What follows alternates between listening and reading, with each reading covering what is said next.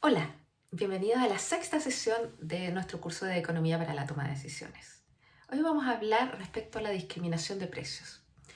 Cuando no hay competencia perfecta, es posible que el oferente quiera o tenga en realidad más que querer, porque el oferente siempre quiere maximizar sus utilidades, tenga la posibilidad de tener mayores utilidades pudiendo vender no a todos al mismo precio. En competencia perfecta, siempre la transacción era para todos al mismo precio, ¿cierto? Había un precio único de mercado, porque eran tomadores de precio. Acá, en cambio, no son tomadores de precio, tienen poder de mercado, pueden influir en el precio de mercado. ¿Qué es lo que les va a permitir realizar discriminación de precios? Tener suficiente información respecto a la demanda. Y además tener la capacidad de venderle a cada uno sin que ese cada uno haga trampa. Por ejemplo, si yo puedo identificar que a la persona A le puedo vender a un precio y a la persona B le puedo vender a otro precio más bajo, que no pueda hacer que el de precio más bajo vaya y le revenda la. Si eso ocurre, no es posible hacer la discriminación de precios. Sin embargo, si es posible hacer la discriminación de precios, lo más conveniente para esa empresa que no está en competencia perfecta es tratar de realizarla. En general vamos a hablar de tres tipos de discriminación de precio. Y el tipo de discriminación de precio que se puede hacer va a depender de la cantidad de información que exista y de los costos de transacción de cada una de las transacciones. La primera es la que llamamos discriminación de primer grado o perfecta, en la cual el oferente cuenta con total información respecto a la disposición a pagar de los consumidores. De alguna forma, que se puede operativizar, por ejemplo, a través de subastas y de remates, el consumidor revela cuánto es lo que quiere pagar. Entonces, de esa manera es posible que finalmente el precio al que se trance sea uno a uno con cada uno de los consumidores. En este caso no existiría pérdida social.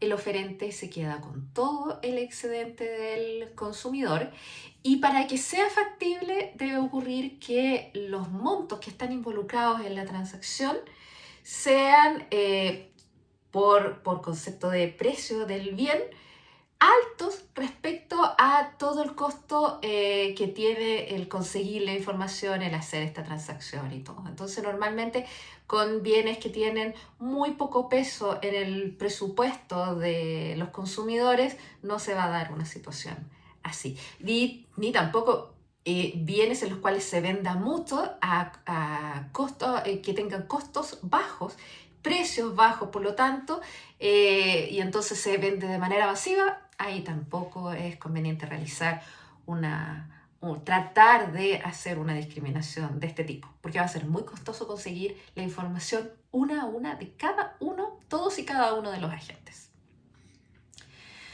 Una segunda alternativa, que se le llama discriminación de segundo grado, es cuando la información que se tiene respecto a los consumidores no es una a uno, no se tiene información completa, pero sí se revelan más o menos los patrones de consumo dependiendo de cuántas unidades va a consumir.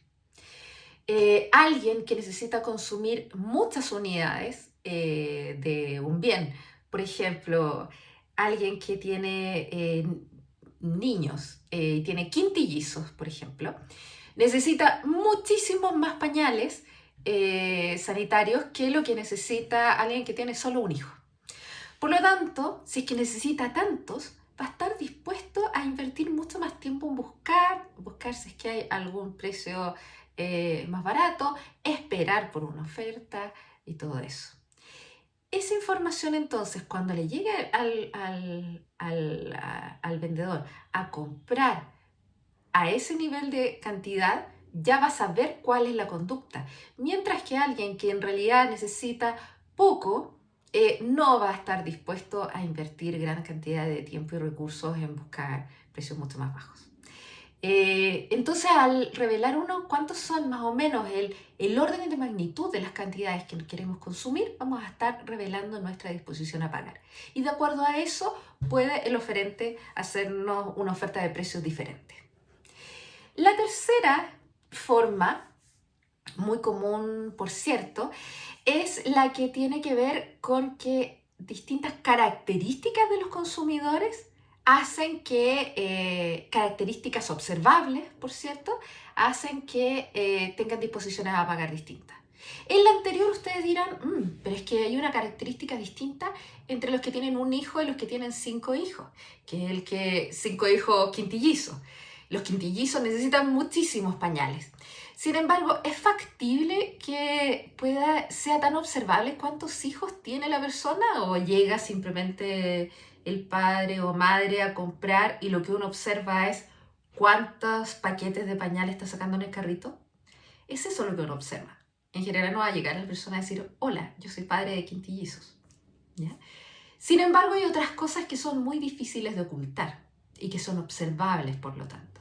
Y a veces esas características marcan nuestro consumo, como es, por ejemplo, la disposición a pagar por ciertos bienes que tienen los jóvenes versus un público más adulto y mayor.